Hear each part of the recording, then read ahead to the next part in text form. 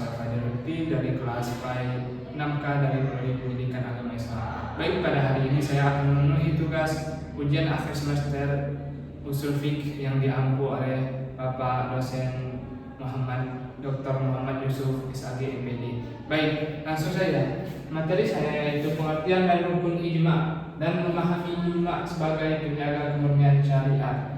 Baik. Nah, pada pembahasan pertama dapat kita lihat. Mari kita mulai dengan kilas balik sejarah. Nah, pada masa kehidupan Rasulullah SAW, otoritas hukum bersifat mutlak yang bersumber langsung dari wahyu dan sabda beliau. Dan jika ada perselisihan langsung diselesaikan oleh Nabi, sehingga saat itu sama sekali tidak dibutuhkan yang namanya ijma. Nah, jadi otoritas mutlak pada saat itu yaitu wahyu dan sabda yang menjaga segala perselisihan langsung diselesaikan dan kebutuhan ijma. Jadi belum ada ijma pada masa Nabi. Nah, namun setelah Rasulullah SAW wafat dan wahyu terputus, umat Islam dihadapkan pada dinamika kehidupan dan problematika baru untuk menghadapi masalah kontemporer yang dialami umat saat ini. Nah, untuk menghadapi masalah kontemporer yang hukumnya tidak jelas atau tidak disebutkan secara rinci dalam Al-Quran maupun hadis, syariat Islam memberikan ruang ijtihad atau kolektif ijma. Nah, tujuannya yaitu agar hukum Islam tetap fleksibel dan menjawab tantangan zaman, namun tidak kehilangan pijakan hukum yang pasti atau qat'i. Nah, selanjutnya ijma memiliki dua makna yang berbeda. Yang pertama itu al-azm, yaitu niat atau tekad, dan yang kedua yaitu al-ittifaq atau kesepakatan. Nah, al-azm itu hanya berlaku walau satu orang, dan sedangkan al-ittifaq itu masyarakat dari satu pihak.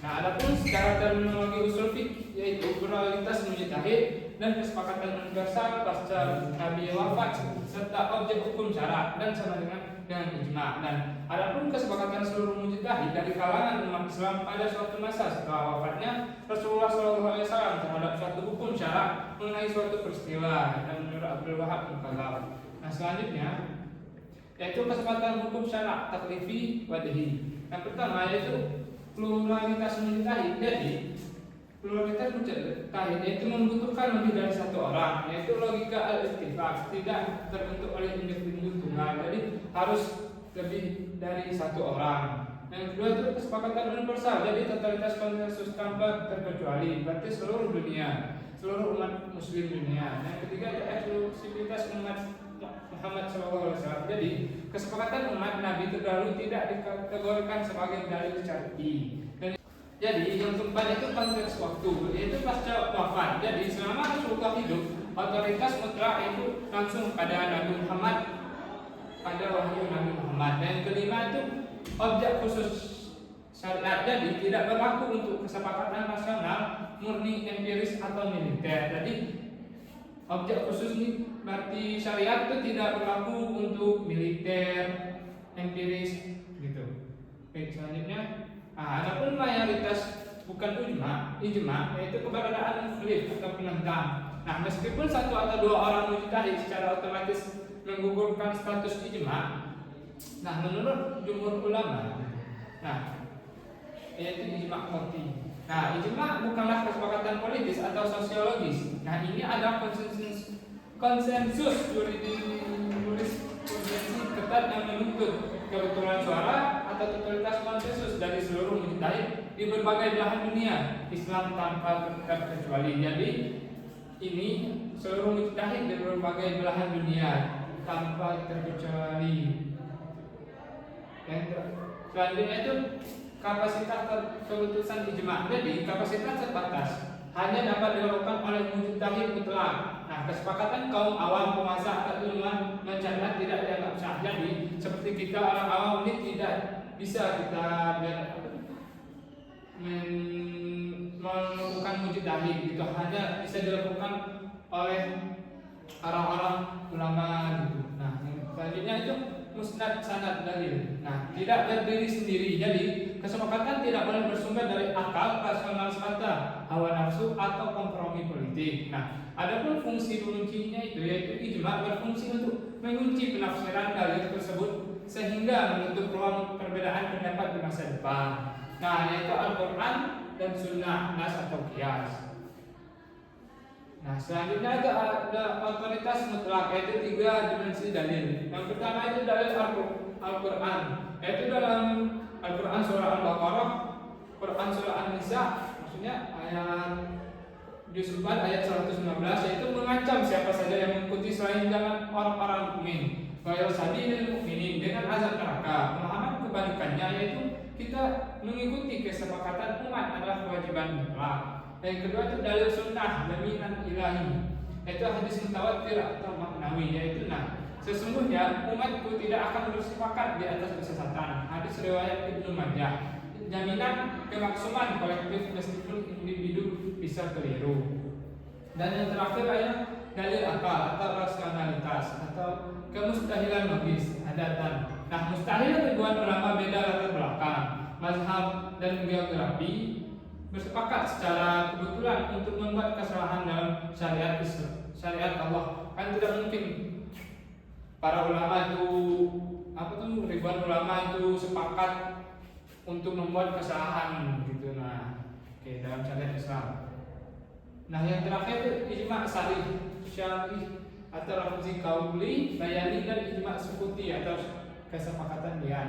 Jadi setiap mujtahid menyatakan pendapat, lisan atau fatwa. Nah, tulisan atau putusan berujung pada kesimpulan persis sama. Nah, sedangkan kesepakatan diam yaitu sebagian ulama berpendapat secara luas, mujtahid lain mengetahui namun memilih diam tanpa sanggahan. Jadi hanya diam saja tanpa sanggahan. Nah, adapun status kehujahan yaitu qati atau pasti, yaitu mengikat mutlak, jadi tidak boleh dibatalkan atau ijtihad generasi berikutnya. Nah, sedangkan zani masih diperdebatkan, yaitu memicu perdebatan antara para imam mazhab, antar mazhab gitu. Nah, adapun pandangan mazhab tentang ijma' syar'i yang pertama itu disepakati mutlak oleh jumhur, berarti disepakati oleh seluruh ulama. Dan sedangkan ijma' sukuti, menurut pendapat Hanafi dan Imam Ahmad menerima sebagian dalil qati, yaitu diam padahal bebas berpendapat atau tanda ridho. Nah, sedangkan Imam Syafi'i dan Maliki menolak, tidak bisa disandarkan suatu perkataan kepada orang yang diam. Baik, selanjutnya itu pengecualian aturan atau konsensus terbatas. Jadi ijma' masyarakat Madinah yaitu amal ahlul Madinah, yaitu yang membuatnya itu mazhab Maliki, yaitu Imam Malik bin Anas. Adapun rasionalitas dasar yaitu Madinah adalah darul hijrah dan tempat turunnya wahyu. Nah, praktik kolektif awal penduduknya dianggap sebagai sunnah yang hidup atau setara dengan hadis mutawatir. Nah, adapun status jumhurnya yaitu ditolak. Imam Syafi'i berargumen sahabat besar juga berpencar ke Mekah, Kufah, Syam, dan lain-lainnya. Nah, adapun berikutnya itu ijma' khulafa rasyidin, yaitu cakupan wilayah itu Abu Bakar, Umar, Utsman, dan Ali. Nah, adapun rasionalitas dasarnya yaitu mandat langsung dari Rasulullah SAW.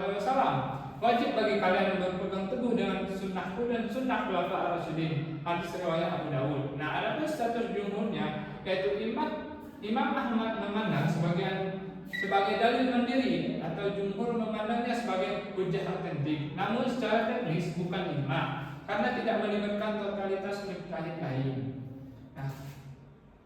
Nah, yang terakhir yaitu penjaga kebenaran syariat. Jadi musnad dan rukun yaitu mekanisme syariat, yaitu memastikan syariat Islam tetap fleksibel menjawab dinamika zaman, namun mustahil dipelintir oleh rasionalitas tanpa pijakan teks atau kias. Nah, adapun dalil jaminannya itu ijma' bukanlah ajang penemuan hukum baru oleh manusia, melainkan kunci absolut, berarti menyeluruh yang dilindungi ilahi pada penafsiran hukum yang sudah ada. Nah, melalui ijma' melanjutkan dan keaslian hukum syariat Islam dijamin relevansinya secara abadi, terlindungi dari kesesatan kolektif berkat garansi langsung dari lisan Rasulullah SAW. Baik, itu saja pembahasan saya pada hari ini. Lebih dan kurangnya saya mohon maaf. Wabillahi taufiq wal hidayah. Wassalamualaikum warahmatullahi wabarakatuh.